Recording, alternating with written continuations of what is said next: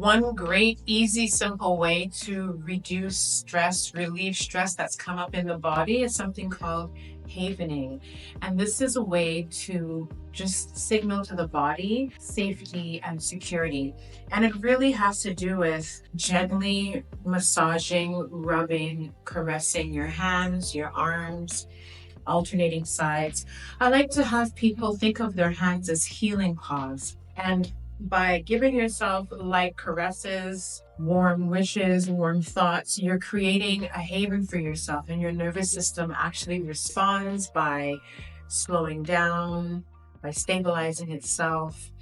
I once was working with a woman who was in her postpartum phase and she was very, very emotional. When I got to the house, she was crying.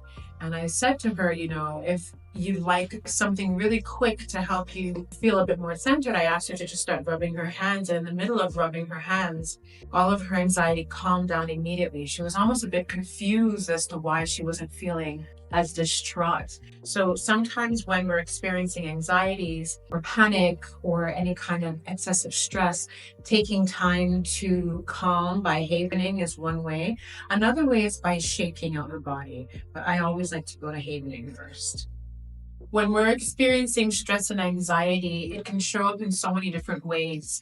There's always an underlying strain, underlying pressure, frantic energy that can be present, and you're so used to it being there that you don't realize when you're at work, people are having conversations with you, but these issues that are unaddressed, that are still in the background, they're actually acting on you in the moment. So you're feeling a bit more frustrated with the people at work, with the work that you've been given, with what you have completed, with what's left to do. You can bring it home into your everyday life and begin to find small things that your loved ones, your partners, your family members, your children are doing that are irritating you, or things that people are saying to you, you're taking more personally. You're taking it on in a more personal way because you're still stuck in the frustration, the franticness of whatever is not being addressed.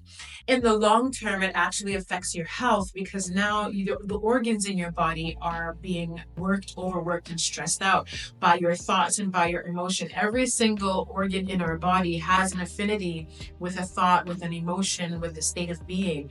And when we're in a chronic state of stress and anxiety, it's like putting negative pressure onto the body, onto the organ to work optimally, although it's not having the optimal environment. And so over a long period of time, the chronicity of your illness can increase, making it more difficult to change the habit, more difficult to reduce the symptoms, more difficult to get rid of what the initial issue is. So when we can understand just how influential our stress and anxiety, the things that we carry that we don't necessarily deal with, the way that they influence our lives, when we can come to that understanding, then we can begin to work on the root causes of our illnesses. The best part is you don't have to do it alone. Within my community, I have a wealth of resources available at your fingertips.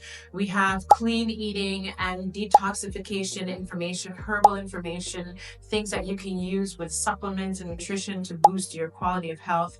We have a ton of information that's available to you, as well as information and exercises on how to handle stress as it comes up in the body, how to handle heartbreak, emotional wounds, and really help you to move through the different cycles and different layers of life. Wherever you're watching this video, there's a link somewhere. Click the link and make sure to check out all of the resources that are available to you. I'll see you on the inside.